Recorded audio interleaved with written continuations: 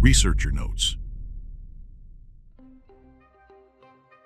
Welcome to the Researcher's Notes channel.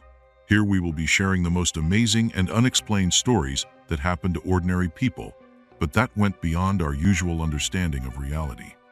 We will share with you the most mysterious and inexplicable stories that change the way we see the world. Each story is unique and filled with an atmosphere of mystery.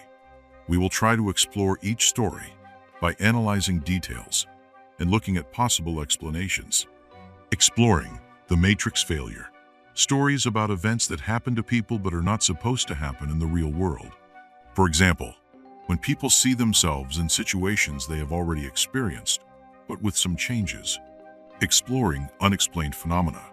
Stories about strange events that are difficult to explain with logic, such as objects appearing in unexpected places, changes in people's appearance or behavior that don't match their normal characteristics. Join us to immerse yourself in the world of the mysterious and unknowable.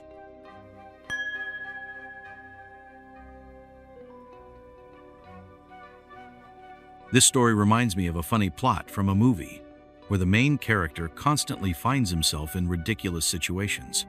Every time I find myself far away from civilization and start to feel the need to visit the restroom, it seems to me that the universe itself is against me.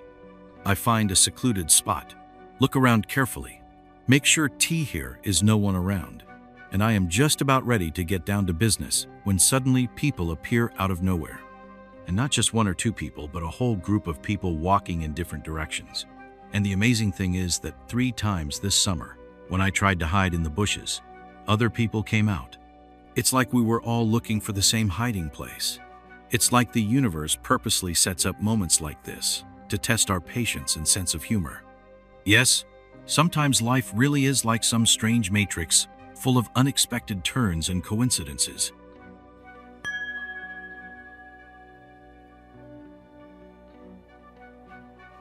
When I was a kid, I clearly remember watching the 1980 Olympics, including the moment when Mishka flew away.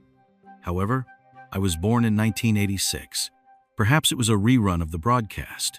I also remember this footage from my early childhood, but I am not sure how old I was then or if it was a rerun, because I didn't understand such nuances in those years.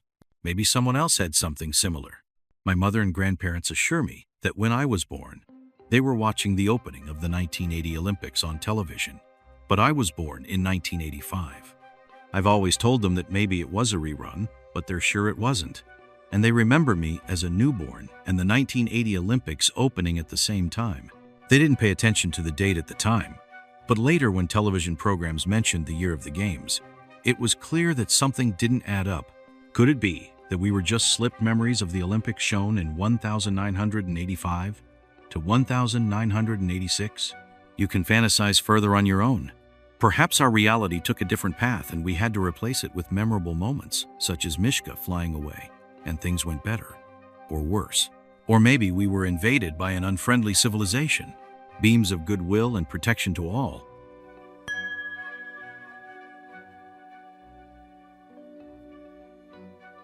Ever since I was a child, I felt that our world was not organized in the way that is commonly believed, but I could not put it into words. I used to say that everything around me was a game. Later, as an adult, I read somewhere about the hologram and began to explain to my friends and acquaintances that we live in a holographic reality and everything around us is part of this illusion. When it came to children, I tried to explain why children are born even to those who lead unhealthy lifestyles. I argued that before we are born, we go through a certain preparation in our world, which on Earth takes 9 months. Then, before we begin this preparation, we are shown a list of names, like a program, and we choose the one we like, or we make a choice at random. Those who deserve a better fate end up in countries where life is easier, and vice versa. People often didn't accept my thoughts, became nervous and even afraid of what I was saying. I am 75 years old now, and I continue to think this way. In my dreams, I have seen labs and many other things. Sometimes when I looked at a person, I knew they were about to die, or if someone was missing, I could see them before they were found. I had prophetic dreams, and many other unusual things happened. All of this made me very tired, and one day, I asked to stop being shown these things. Now it happens less often.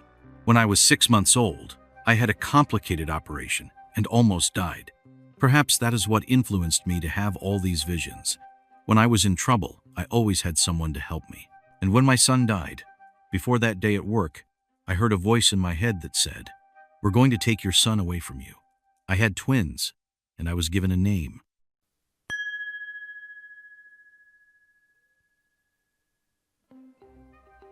I once had 15 cans of pork stew brought to me to order. I asked if there was any beef stew, but the salesman said it had been out for a long time. I took the cans home, and the labels had pink piglets on them. Sometime later, my son called me and asked why I had said that the stew was pork if it turned out to be beef. I laughed at first, but when he sent me a picture of the cow labels, I realized it was more serious. I called the seller and told him that the stew was beef. He thought I was playing a joke on him, but I sent him a picture. The seller went to check the boxes he was selling me the product from and made sure they had pigs on them, and the box itself said pork. I still can't understand how that could have happened. The seller was also confused because he had seen the pigs on the labels and the word pork on the box with his own eyes.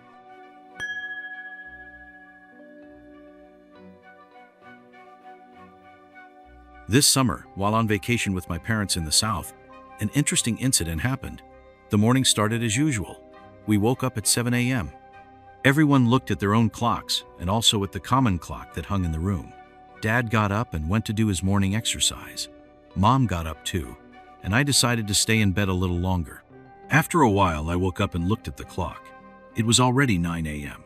I went out to the veranda where I met my mom, who looked upset and complained about not feeling well. She said that her blood pressure was 260 over 150, as it turned out later that the reading was wrong because of a broken tonometer, but my mom was very worried. To distract her, I suggested we go for a walk and sit on the playground nearby. We went out and sat down on a bench. After about 10 minutes, Mom felt better and wanted to come home, fearing that Dad would notice our absence and worry.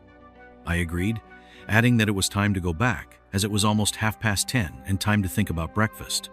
When I heard this, my mother was surprised and said that it couldn't be 10:30 because to her mind it was only 8 o'clock. She insisted that she had gotten up at 7 and had only been on the veranda for about 10 minutes. When we got home, we told Dad what had happened, and he too was amazed. According to him, he had just finished his exercise, and to his mind it was no more than 8:30.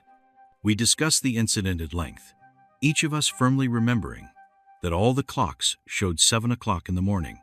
Mom assured me that I had only sat down, and it was physically impossible to spend 2 whole hours on the chair, and Dad was convinced that charging could not have taken so long.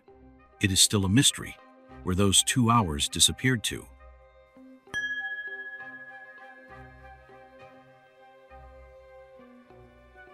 I used to sleep with the light on too, up until I was 33 to 34 years old.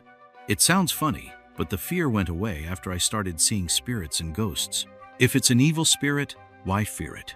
I can see it and therefore control its actions. If it's a good spirit, that's even better. It's more fun together. This summer it was a little scary to spend the night alone at the cottage, but then I noticed that there was a lion in one corner and a smiling skeleton in the other. By the way, I saw all sorts of things when I was a kid, and it was so peaceful that I just turned around and fell asleep. Strangely enough, but with them I feel calmer somehow, as if someone is near. And not just like that, but really near. Now I was convinced that I was told correctly in my childhood. There is nothing to be afraid of any ghosts. The real dangers should be expected from living people. And it's true, living people seem much more dangerous to me now. Though if you treat everything with gratitude and believe in God, believing that He created everything perfectly, and this is an unshakable truth, then dangerous people simply do not meet on your way. And if they do, it is like a reflection of aggression in your own soul, as in a mirror, to each according to his faith. I wish you all good.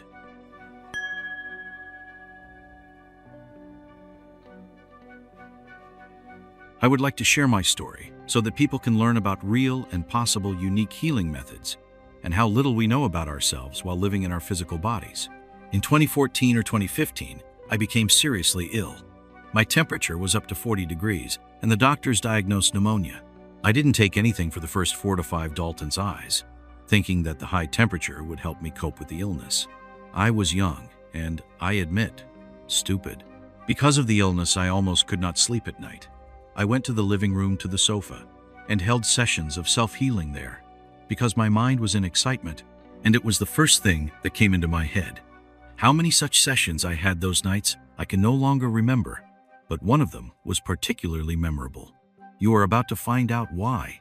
5 years ago, I took a course in energy healing and shamanic practices. During one of the sessions, I saw myself in the image of a Maori warrior, a representative of the indigenous people of New Zealand. There was a war going on, and our clan had captured a warrior from an enemy tribe.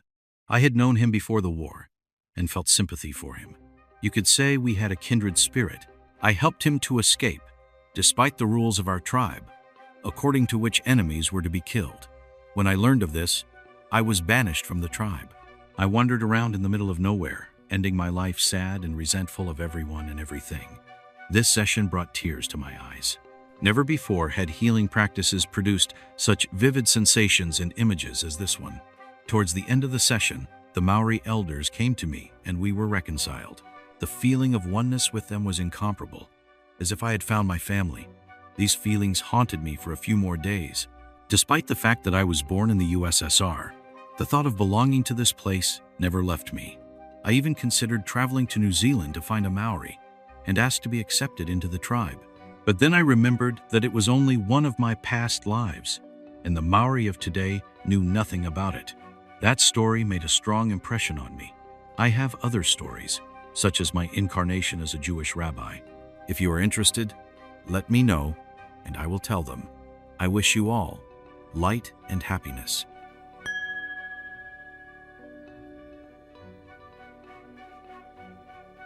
We live in Siberia. One day, my niece came to visit me from the south. We hadn't seen each other for many years, and I decided to give her a full set of jewelry, silver earrings and a tiger's eye ring.